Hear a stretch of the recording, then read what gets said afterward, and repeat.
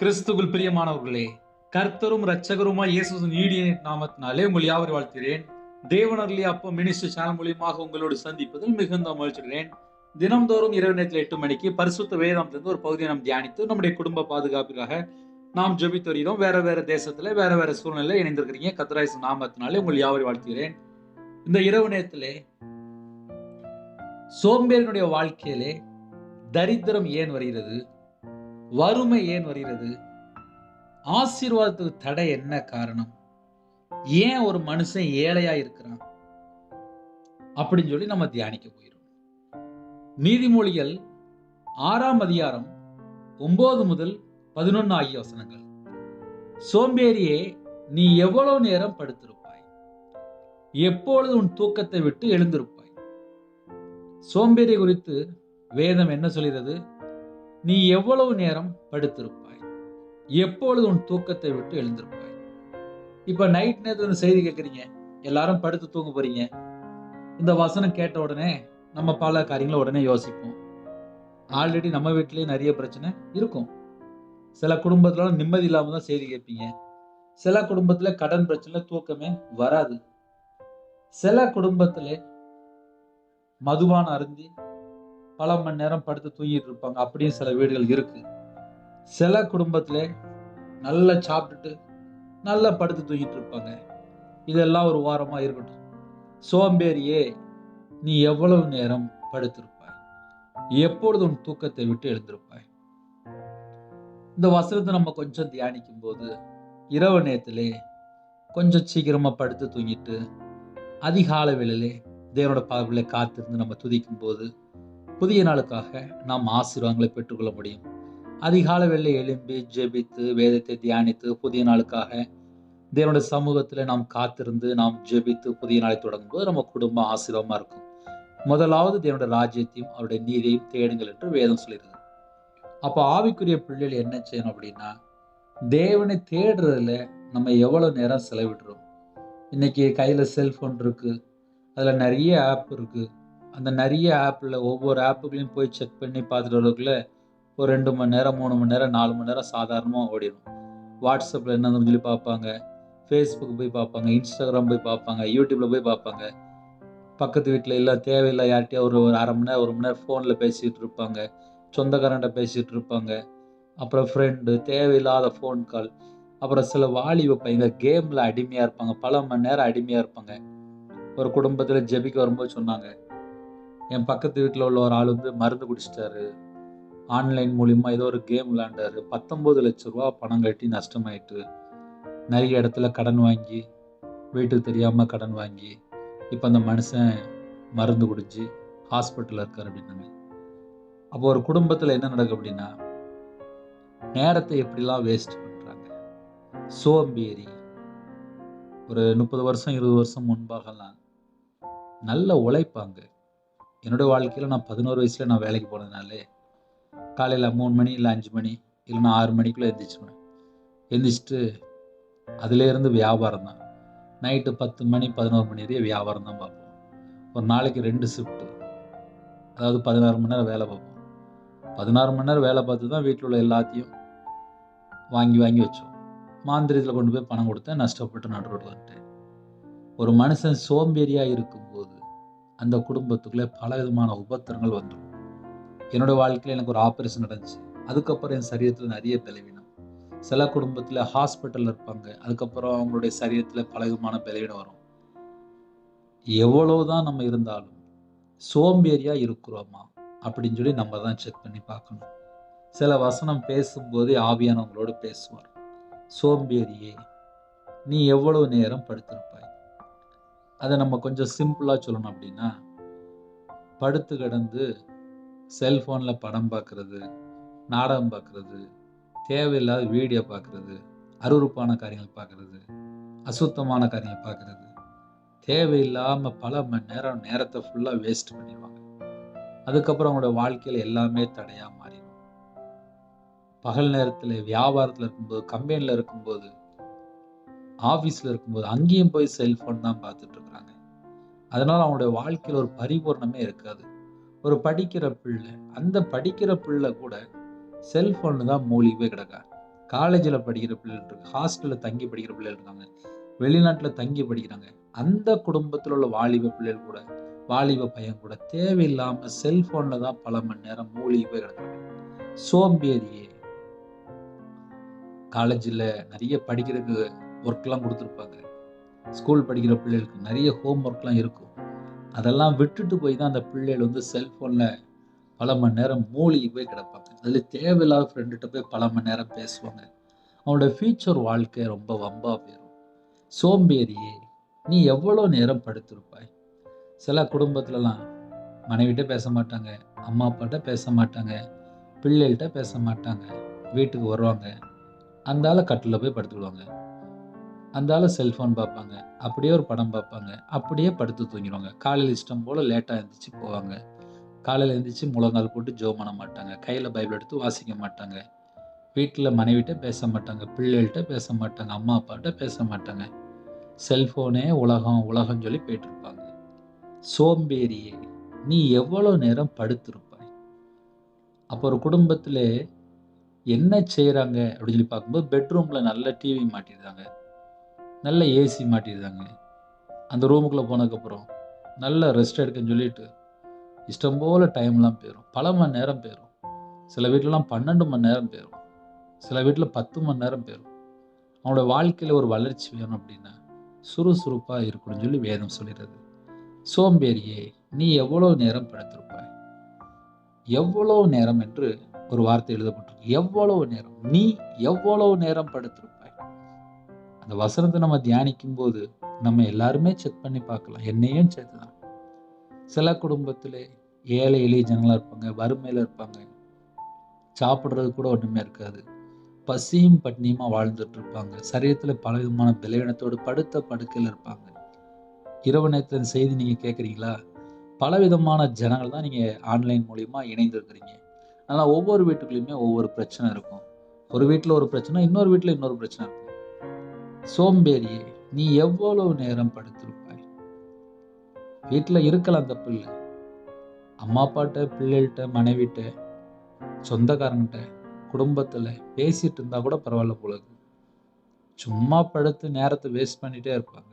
தூங்கலாம் தப்பு இல்லை, இப்போ கையில் செல்ஃபோன் தான் கையில் இருக்கு, பல மணி நேரம் செல்ஃபோன்லேயே மூழ்கி போய் இருப்பாங்க. அந்த நேரத்தில் பார்த்தா வீட்டில் ஏகப்பட்ட காரியம் செய்ய வேண்டியிருக்கும். அதனால் அவங்களோட ஃபியூச்சரில் நிறைய லாஸ். எப்பொழுது உன் தூக்கத்தை விட்டு எழுந்திருப்பாய்? தூங்கினா ஒரேடியாக தூங்கிடுவாங்க. நல்ல நைட் நேரத்தில் நல்லா சாப்பிட்டுட்டு நைட் இஷ்டம் போல் லேட்டாக படுத்து அப்புறம் காலையில் லேட்டாக எழுந்திரிச்சு அவங்க வாழ்க்கையில் எல்லாமே தப்பு தப்பாக நடந்துருக்கு. எப்பொழுது உன் தூக்கத்தை விட்டு எழுந்திருப்பாய்? இப்படியே கேட்குறாரு, எப்பொழுது உன் தூக்கத்தை விட்டு எழுந்திருப்பாய்? அப்போ படுக்கிற டைம் முக்கியம், எந்திரிக்கிற டைம் முக்கியம், எல்லாமே முக்கியம்தான். இன்னும் கொஞ்சம் தூங்கட்டும், இன்னும் கொஞ்சம் உறங்கட்டும், இன்னும் கொஞ்சம் கை முடக்கி கொண்டு நித்திரை செய்யட்டும் என்பாயோ. 3 பாயிண்ட் சொல்றாரு. இன்னும் கொஞ்சம், இன்னும் கொஞ்சம், இன்னும் கொஞ்சம். சில குடும்பத்துலலாம் எழுப்பிவிடுவாங்க, அம்மா எழுப்பிவிடுவாங்க, இல்லை வீட்டில் சகோதரிமார் எழுப்பிவிடுவாங்க, இல்லை வீட்டில் மனைவி எழுப்பிவிடுவாங்க, பிள்ளைகள் எழுப்பிவிடுவாங்க. இன்னும் கொஞ்சம் நேரம் தூங்குறேன், இன்னும் கொஞ்சம் நேரம் தூங்குறேன், இன்னும் கொஞ்சம் நேரம் தூங்குறேன்.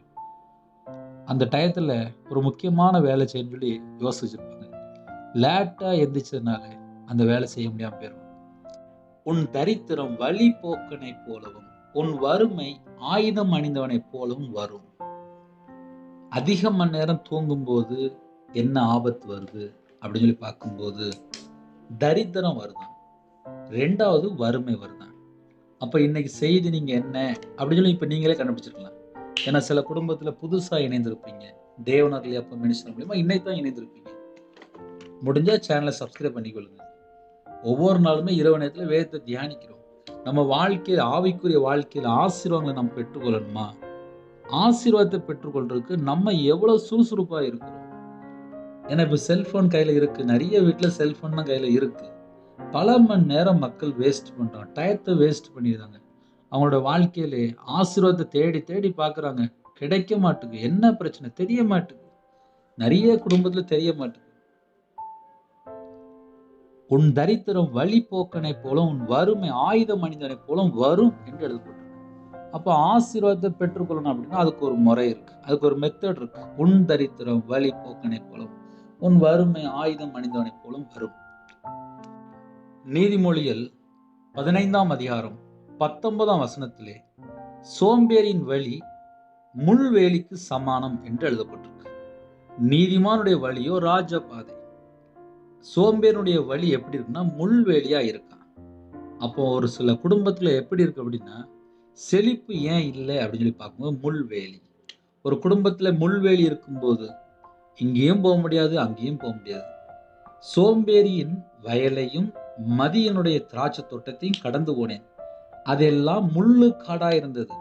முள்ளு காடா இருந்தது அப்படின்னா அதை ஒழுங்கா மெயின்டைன் பண்ணல. நிலத்தின் முகத்தை காஞ்சோரி மூடினது, அதன் கற்சுவர் இடிந்து கிடந்தது. கற்சுவர் இடிந்து கிடந்தது, அவ்வளவுதான். அந்த செவர் இடிந்து கிடந்தது. அப்ப அந்த இடத்துக்குள்ளே ஆசீர்வாதம் இல்லை. ஏன் இல்லை? அந்த இடத்துல நிலத்தை கரெக்டா பயிரிடல. கடைசி காலத்துல நம்ம வாழ்றோம். 24 மணி நேரம் டைம் இருக்கு. அந்த 24 மணி நேரம் டயத்தை நம்ம எப்படி செலவு பண்றோம்? அதை கண்டு சிந்தனை பண்ணினேன், அதை நோக்கி புத்தி அடைந்தேன். இன்னும் கொஞ்சம் உறங்கட்டும், இன்னும் கொஞ்சம் கை முடக்கி கொண்டு நித்திரை செய்யட்டும் என்பாயோ? உன் தரித்திரம் வழிபோக்கனை போலும், உன் வறுமை ஆயுதம் அணிந்தனை போலும் வரும். அடுத்தாப்புல இன்னொரு பகுதி இருக்கு. நீதிமொழிகள் 6ஆம் அதிகாரம் 6ஆம் வசனத்திலே, சோம்பேறியே, நீ எறும்பினிடத்தில் போய் அதன் வழிகளை பார்த்து ஞானத்தை கற்றுக்கொள். எறும்பை போய் பார்த்து கற்றுக்கொள் அப்படின்னு சொல்லி முடிச்சிட்டார். ஒரு மனுஷனுடைய வாழ்க்கையில தரித்திரம், வறுமை, முள்வேலி போல முள்ளுக்காடா இருக்கா வாழ்க்கை, ட்ரையான வாழ்க்கையா இருக்கா? அப்ப நம்ம என்ன செய்யணும் அப்படின்னா, சோம்பேறியே, நீ எறும்பினிடத்தில் போய் கற்றுக்கொள், அதன் வழியை பார்த்து கற்றுக்கொள். ஏன்னா அதுக்கு அவ்வளவு ஞானம் இருக்கு போல இருக்கு. அப்ப எறும்பு என்னெல்லாம் செய்ய சொல்லி இனிமேல் நம்ம கண்டுபிடிக்க வேண்டிய. அடுத்தாப்புல நீதிமொழிகள் 13ஆம் அதிகாரம் 4ஆம் வசனத்துல, சோம்பேறியுடைய ஆத்துமா விரும்பியும் ஒன்றும் பெறாது அப்படின்னு சொல்லி முடிச்சிட்டாரு. சோம்பேறி அப்படின்னா அவங்க நிறைய ஆசைப்படுவாங்க, நிறைய ப்ரோக்ராம் போடுவாங்க, அது அவங்களுடைய வாழ்க்கையில ஒண்ணுமே கிடைக்காது. சோம்பேறியுடைய ஆத்துமா விரும்பியும் ஒன்றும் பெறாது என்று எழுதப்பட்டிருக்கு. ஜாக்கிரதை உள்ளவருடைய ஆத்துமாவை புஷ்டியாக்கும். ஜாக்கிரதையோடு தேடனா கிடைக்கும். அடுத்தாப்புல நீதிமொழிகள் 10ஆம் அதிகாரம் 4ஆம் வசனத்துல, சோம்பற்கையால் வேலை செய்கிறவன் ஏழை ஆவான் என்று எழுதப்பட்டிருக்கு. சோம்பேறியாய் வேலை செஞ்சான்னா ஏழை ஆயிடுவான்.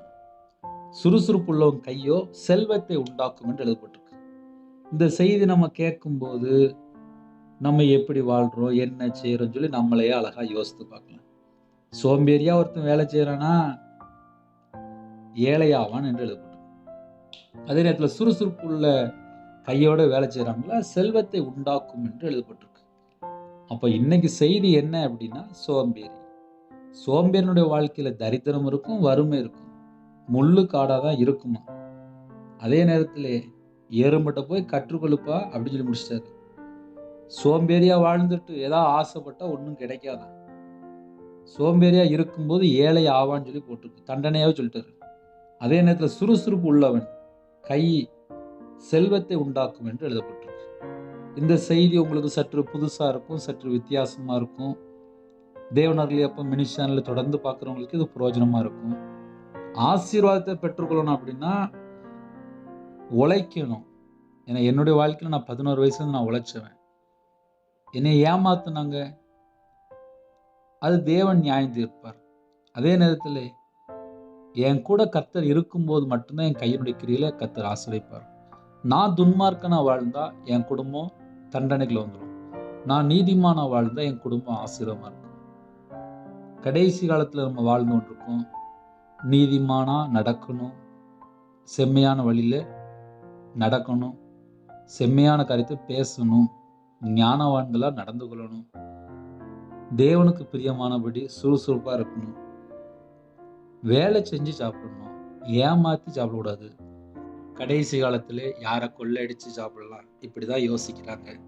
கர்த்தருடைய பிள்ளைகள் தான் இணைந்திருக்கிறீங்க, உழைச்சி சாப்பிடணும். உழைச்சி சாப்பிடும்போது நம்ம குடும்பம் ஆசீர்வாதமா இருக்கும். யாரெல்லாம் இணைந்திருக்கிறீங்களோ, இந்த செய்தி உங்களுக்கு பிடிச்சிருந்தா கமெண்ட் பண்ணுங்க, ஷேர் பண்ணுங்க. இதை ஏன் சொல்ல வேண்டியிருக்கு அப்படின்னா, சில குடும்பத்துல சோம்பேறியா வாழ்ந்துட்டு இருப்பாங்க, அவங்களோட வாழ்க்கையில தரித்திரம் வறுமைலாம் இருக்கும். உங்களுக்கு தெரிஞ்சவங்க ஷேர் பண்ணும்போது அவங்களும் ஒருவேளை அந்த செய்தி கேட்டால் இந்த வசனத்து மூலியமா ஒருவேளை மனம் திரும்பினால் பரலோகம் சந்தோஷப்படும். ஏன் ஷேர் பண்ண சொல்றேன் அப்படின்னா, எனக்காக இல்லை, ஒரு சேனல் ரெக்கமெண்டேஷனுக்காக இல்லை, மற்ற ஒருத்தவங்க பார்த்தாங்கன்னா வசனத்தை கேட்கும்போது, இந்த வசனம் அவங்க இருதயத்துல பேசும்போது ஒரு ஆத்துமா ரட்சிக்கப்படும். ஹல்லேலூயா. ஜெபிப்போமா? கண்களை மூடி நாம் ஜெபம் செய்வோம். கிருபை மகிமை நிறைந்த பரிசுத்தமுள்ள நல்ல தகப்பனே, உம்மை நன்றியோடு துதிக்கிறோம் ஸ்துதிக்கிறோம் ராஜா. இரவு நேரத்தில் யாரெல்லாம் இணைந்திருக்காங்களோ எங்க எல்லாருடைய ஆவி, ஆத்துமா, சரீரம், சிந்தனை, நினைவு எல்லாம் உம்முடைய ஜீவன் கற்பணிக்கும். இந்த நாள் முழுவதும் கர்த்தர் பாதுகாத்த கிருபைக்காக நன்றி. இரவு நேரத்தில் இணைந்திருக்கிற எல்லா குடும்பத்தையுமே உங்களுடைய ஜீவன் கற்பணிக்கும். யாரெல்லாம் தங்களை தாழ்த்தணும் எல்லா குடும்பத்தையும் கர்த்தர் ஆசீர்வதிங்க. ஹாஸ்பிட்டல்ல இருக்காங்க, அவசர சிகிச்சையில் இருக்காங்க, ஐசியூவில் இருக்காங்க, இன்பேட்டில் இருக்காங்க, அலர்ஜி, கேன்சரில் பாதிக்கப்பட, கிட்னி பிரச்சனை பாதிக்கப்பட, ஸ்ட்ரோக்கில் பாதிக்கப்பட்டாங்க, யூரின்ல பிரச்சனை இருக்கு, கல்லடைப்பு, மார்பில் கட்டியிருந்தாங்க, கண்ணில் ஆப்ரேஷன், ஹார்ட் ஆப்ரேஷன், சுகர் அதிகமாக இருக்குது, ப்ரெஷர் அதிகமாக இருக்குது, எந்த குடும்பத்தில் பலவீனத்தோடு படுக்கலக்காங்களோ அந்த குடும்பத்தை கர்த்தர் தொட்டு சுகமாக்கி பரிபூர்ணமான ஜீவனுடனே ஹாஸ்பிட்டலில் இருக்காங்க, டெலிவரி போயிருக்காங்க, கர்த்தர் நார்மல் டெலிவரி ஆக்கி வெளியில் கொண்டு வாங்கப்பா டாக்டர் சொல்லியிருக்காங்க. எல்லா காரியத்தையும் கர்த்தர் மாற்றித்தாங்க. கற்ப துணியாக ஜெபிக்கிறாங்க, கற்பப்பையில் பிரச்சனை இருக்குது, கர்த்தர் மாற்றி உங்கள் பிள்ளைகளை ஆசுறீங்க. மாசமாக இருக்காங்க, தாய் மூலியமாக ஆசுறீங்க. இரவு நேரத்தில் யாரெல்லாம் அப்பா ட்ராவலிங்கில் இருக்காங்களோ, பஸ்ஸில் போயிட்டுருக்காங்களோ, காரில் போயிட்டுருக்காங்களோ, டூ வீலர் ஓட்டுறாங்களோ, வண்டியில் போயிட்டுருக்காங்களோ, சில குடும்பத்தில் வியாபாரம் பார்க்குறாங்க, சில குடும்பத்தில் வாட்ச்மேன் ஜெபிக்கிறாங்க, செக்யூரிட்டி ஜெபிக்கிறாங்க, போலீஸ் ஆஃபீஸ் ஜெபிக்கிறாங்க, ஆர்மியில் ஜெபிக்கிறாங்க, அதிகாரி ஜெபிக்கிறாங்க, தலைவர் ஜெபிக்கிறாங்க. நைட் நேரத்தில் வேற வேறு இடத்துல இருக்காங்க, நைட் நேரத்தில் வியாபாரம் பார்க்குறாங்க. எல்லா குடும்பத்தையும் கர்த்தர் கூட இருந்து பாதுகாக்க வேண்டும். நைட் நேரத்திலே கர்த்தரை விட்டு தள்ளி போற எந்த ஒரு தீட்டான காரியத்திலோ, அருவருப்பான காரியத்திலோ, அசுத்தமான காரியத்திலோ, விபச்சார காரியத்திலோ சிக்கிக் கொள்ளக்கூடாது. உங்க பிள்ளைகளுக்கு சகல விதமான பாதுகாப்பு இயேசு கிறிஸ்து நாமத்தினாலே உண்டாகட்டும். நைட் நேரத்தில் கெட்ட சொப்பனம், தேவையில்லாத எண்ணங்கள், மரண பயம், தற்கொலை எண்ணங்கள், சில குடும்பத்தில் அசுத்தமான காரியங்கள், அந்த எல்லா செத்த கிரிகளும் இயேசு கிறிஸ்து நாமத்தை சுட்டெரிப்பட்டு ராஜா. இரவு நேரத்தில் சில குடும்பத்தில் டைவர்ஸ் அளவுக்கு பிரச்சனை உடையதுக்கு சந்தேகங்கள், வீட்டுக்கு கனவு வரமாட்டுக்காரு, வீட்டுக்குள்ள நிம்மதி இல்லை, பல வருஷமா பேசாம இருக்காங்க. சில குடும்பத்திலே மதுவான அடிமை, சிகரெட் பழக்கம், போயிலே, கஞ்சா பழக்கம், சில குடும்பத்தில் நைட் நேரத்தில் தவறான தொடர்புகள், சில குடும்பத்தில் அப்பா நைட் நேரத்தில் விக்கிர வழிபாடு, மாந்திரிகம், பிள்ளி சுனம், எந்தெந்த ஆவியல் கிரியை செய்து கொடுக்கோ அந்த எல்லா செத்த கிரியெல்லாம் இயேசு கிறிஸ்து ரத்தத்தினாலே இயேசு கிறிஸ்து நாமத்தை சுட்டெரிப்படும் ராஜா. இணைந்திருக்கிற எல்லா குடும்பத்தையும் கர்த்தர் கரம் தொட்டு ஆசீர்வதிங்க. ஒவ்வொரு குடும்பத்தையுமே உங்களுடைய ஜீவன் கருணையும் ராஜா. யாரெல்லாம் தங்களை தாழ்த்துறோங்களோ எல்லா குடும்பத்தையும் கர்த்தர் மீட்டெடுங்க. கர்த்தருடைய நாம மட்டுமே எடுத்தும். யாரெல்லாம் தங்களை தாழ்த்துறோங்களோ எல்லா குடும்பத்தையும் கர்த்தர் பரிபூர்ணமாக ஆசீர்வதிங்க. இரவு நேரத்திலே சில குடும்பத்திலே அப்பா படுத்து தூங்க போறாங்க, இன்பமான தூக்கம் தாங்க ராஜா. தேவையில்லா சொப்பனங்கள் எல்லாவற்றையும் விளக்கிறீங்க. அதிகாலையில் உங்களுடைய பாதபிள்ளை கண் விழிக்க கத்த கிருபை செய்யுங்க. இரவு நேரத்திலே சில குடும்பத்திலே வேதனையோடு, நிந்தையோடு, அவமானத்தோடு, பலவிதமான உபத்திரத்தோடு, கண்ணீரோடு ஜெபித்த எத்தனையோ குடும்பங்கள் உண்டு ராஜா. கர்த்தர் அந்த குடும்பத்துக்கு நீதி நியாயம் விசாரிங்க ராஜா. சில குடும்பத்திலே பணம் கொடுத்து வரல, நகை கொடுத்து வரல, சொத்து பிரச்சனை, மனுஷனை நம்பி ஏமாத்துட்டாங்க, ஃப்ரெண்டை நம்பி ஏமாத்துட்டாங்க, தேவையில்லாத ஃப்ரெண்ட்ஷிப் மூலியமா தங்களை கெடுத்து கொண்டு அப்பா நைட் நேரத்தில் கண்ணீரோடு ஜெபிங்க. அந்த குடும்பத்துக்கு கர்த்தர் நியாயம் விசாரிங்க ராஜா. கர்த்தருடைய நாமம் மட்டுமே உடுத்தும். யாரெல்லாம் தங்களை தாழ்த்துள்ளோ எல்லா குடும்பத்தையுமே கர்த்தர் ஆசீர்வதிக்க வேண்டும். இரவு நேரத்தில் எந்த நாட்டுக்குள்ள ஜெபிக்கிறாங்களோ அந்த இடத்துல கர்த்தர் இறங்கி வந்து ஒரு பிள்ளைகளை சந்திங்க ராஜா. நிறைய குடும்பத்திலே அப்பா வெளிநாட்டுக்கு போனாங்க, வேலை இல்லாமல் இருக்கு. சில குடும்பத்திலே டிரான்ஸ்ஃபருக்காக ஜெபிக்கிறாங்க, மற்ற வேலைக்காக ஜெபிக்கிறாங்க, வேலை இல்லாமல் இருக்கு. அந்த குடும்பத்துக்கு கையின் ஆசீர்வதிங்க. கடனில் கஷ்டப்படுறோம், இந்த மாசத்துல ஸ்கூல் ஃபீஸ் கட்டணும், காலேஜ் ஃபீஸ் கட்டணும், சில குடும்பத்தில் வீட்டு வாடகை, கடை வாடகை, இன்னுமாக காலை வேளையிலே எத்தனையோ குடும்பத்தில் ஜெபம் பண்ணாங்க ராஜா. இந்த நாளில் கர்த்தர் பாதுகாத்த கிருபைக்காக நன்றி. இரவு நேரத்தில் சில குடும்பத்தில் ஜெபிக்கிறாங்க. இந்த மாசத்துல இஎம்ஐ கட்டணும், நகை கடன் இருக்கு, இன்னுமா குழுக்குள்ள பணம் அடைக்கணும், ஃபைனான்ஸ்ல வாங்கின கொடுக்க முடியல. எத்தனையோ குடும்பத்திலே அப்பா பணத்துக்காக போராடி கண்ணீர் விட்டு ஜெபிக்கிற தாய்மார் உண்டு, விதவை உண்டு, சில குடும்பத்திலே திக்கற்ற பிள்ளை உண்டு, ஏழை எளிய ஜனம் உண்டு. எல்லா குடும்பத்தையுமே கர்த்தர் நேரடியாக சந்திங்க. சில குடும்பத்திலே குடும்பம் ரட்சிக்கப்பட வேண்டும் ஜெபிக்கிறாங்க ராஜா. மிஷனரிமார் ஜெபிக்கிறாங்க, பரிசுத்தவான் ஜெபிக்கிறாங்க. கர்த்தர் கூட இருந்து எல்லா குடும்பத்தையும் மீட்டெடுக்க வேண்டும். பரிசுத்தவான்களுக்கு விசேஷமான ஒரு பாதுகாப்பு தாங்க, மிஷனரிமாருக்கு ஒரு பாதுகாப்பு தாங்க. தேவனர்ல அப்ப மினிஸ்டர்ல உங்களுடைய கரத்தில் பண்ணிடும். கர்த்தர் கூட இருந்து விசேஷமே கூட இருந்து வழிநடத்த கிருபைக்கா நன்றி. இரவு நேரத்தில் ஜெபித்த எல்லா குடும்பத்தையுமே கர்த்தர் ஆசீர்வதிங்க. உங்களுடைய கரத்தில் சேனலை அர்ப்பணிக்கும் ராஜா. அப்பா எல்லா சப்ஸ்கிரைபர்ல எல்லா குடும்பத்தை அர்ப்பணிக்கும் ராஜா. யாரெல்லாம் பொருத்தனை பண்ணி இரவு மூலமா ஜெபிக்கணும் அந்த குடும்பத்தையும் உங்களுடைய கரத்தில் பண்ணிடும். எத்தனையோ குடும்பத்துல அப்பா இரவு மூலமா ஜெபிக்கிறாங்க. அவருடைய வாழ்க்கையில சம்பூர்ணமாக ஆசீர்வாதத்தை பெற்றுக்கொள்ள கர்த்தர் பரலோக வாசலை திறந்து வேண்டும். இரவு நேரத்தில் யாரெல்லாம் ஜெபிக்கிறாங்களோ பரலோக தரிசனங்களை பார்க்க கர்த்தர் கிருபை செய்யுங்க ராஜா. குடும்பம் சந்தோஷமா சமாதானமாக ஆசீர்வாதமா இருக்க கர்த்தர் பரலோக வாசல் திறந்தாங்க. கர்த்தருடைய பாதத்தில் அர்ப்பணிக்கும் ராஜா. உமக்கு பிரியமானபடி செம்மையாக அப்பா எங்களோட வாழ்க்கை இருக்கணும் கர்த்தர் பொறுப்படுத்துங்க. துதி கன மகிமை எல்லாம் ஒருவருக்கு செலுத்திடும்.